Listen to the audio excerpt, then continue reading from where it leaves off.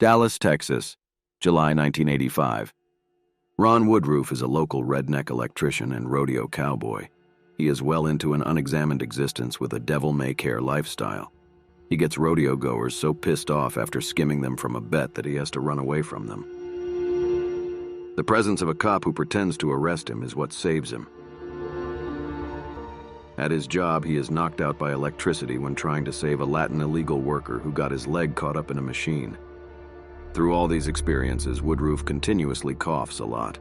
After being knocked out, he wakes up at hospital where two doctors and Dr. Eve Sachs tell him that his immunitary defenses are so low that it's a miracle he's still alive. Suddenly, Ron is blindsided by being diagnosed as HIV positive and given 30 days to live. Yet he will not, and does not, accept a death sentence. He remembers that sometime earlier he had sex with a prostitute who was a drug user, and she may have given the virus to him. After receiving the news, he participates in an orgy at his trailer, like those he used to like so much. He also takes drugs, but he looks at a calendar and feels down. His crash course of library research reveals a lack of approved treatments and medications in the US, so Ron crosses the border into Mexico. There he meets a disgraced Dr. Vass, who is running a CD-free clinic for locals, and he tells Ron about various treatments for AIDS. Ron also learns about alternative treatments and begins smuggling them into the US, challenging the medical and scientific community, including his concerned physician, Dr. Sachs. She notices the gold watch on the speaker who talks about the virus and the medicines. She is being told that, after all, medicine is a business. Meanwhile, Ron goes to the library and checks medicine literature on the subject, coughing all the time. He remembers the time when he probably caught it.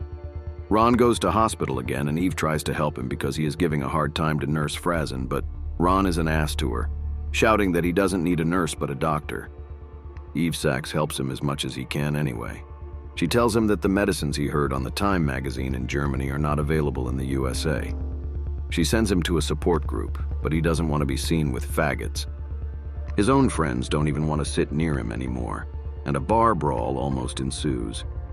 The first time he goes to the support group, he just takes leaflets about the matter and threatens one of the members of the audience who tried to hug him. When he goes to the oil field, his boss in line and the rest of the workers want him out of there, so he doesn't even get out of his car.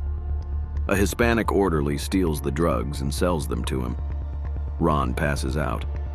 An outsider to the gay community, Ron finds an unlikely ally and fellow AIDS patient Rayon, a transsexual who shares Ron's lust for life.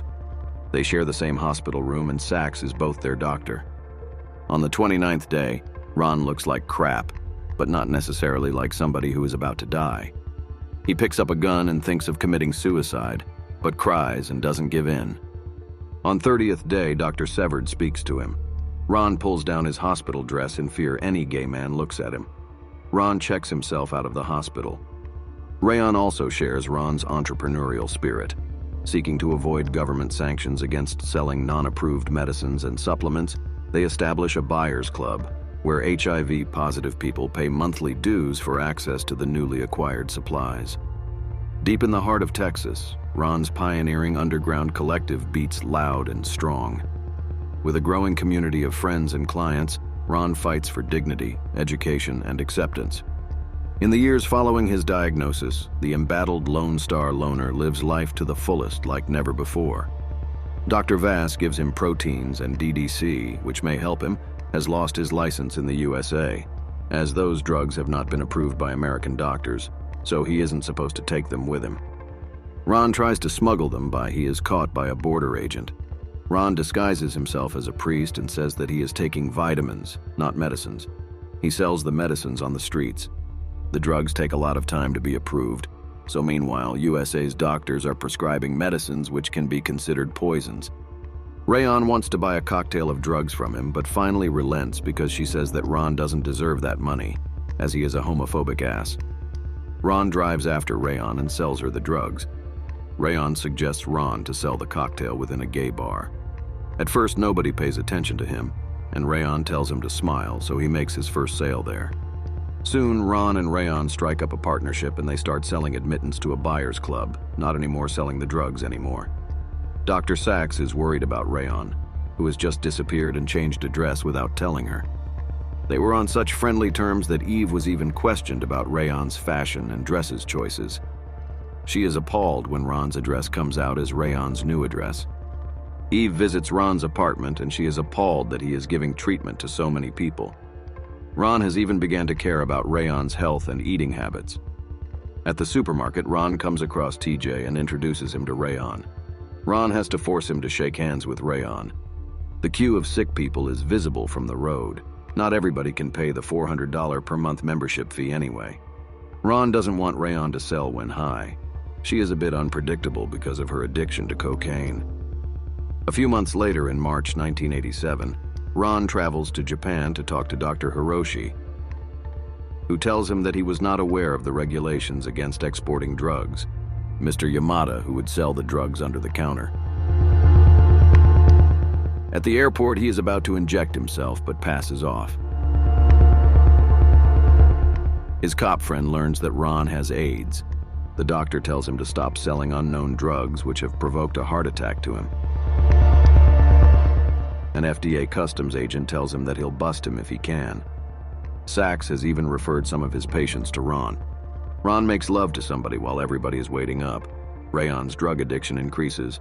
A news anchor talks about demonstrations demanding medicines to be approved sooner. The FDA confiscates many drugs present at Ron's apartment, but they let him go with only a fine.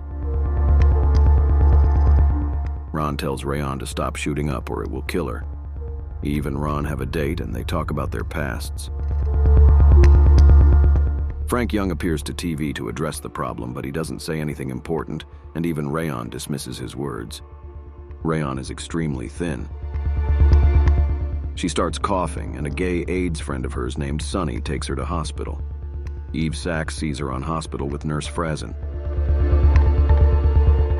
Eve holds Rayon's hand while Ron fakes Eve's signature on prescriptions. Nurse Frazen calls security when Ron storms in Rayon's hospital room and threatens his doctor. Rayon's dead. Ron calls in a stripper. Both Ron and Eve are very affected by Rayon's death. The FDA keeps on putting pressure on him, taking away his drugs. 6 months later, Ron travels to San Francisco to a court hearing against the FDA, which will allow him to use drugs for personal use, something which is considered a success. Ron dies in September 1992, 7 years after he was first diagnosed.